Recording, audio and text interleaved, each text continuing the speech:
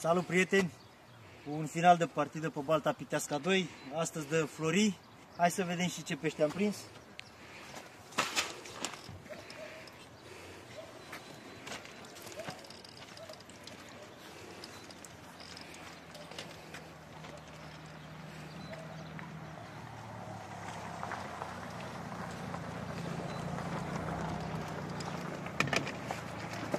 Hai, Gabriel!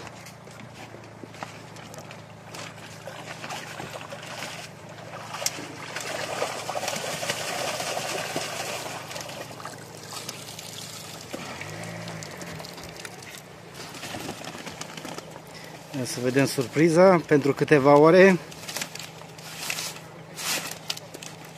Oh, ai prins ceva, felicitări!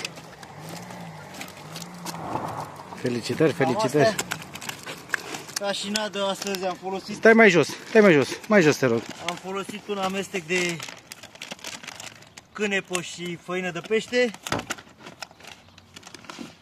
și peletele de 2 mm multi-atractant și krill.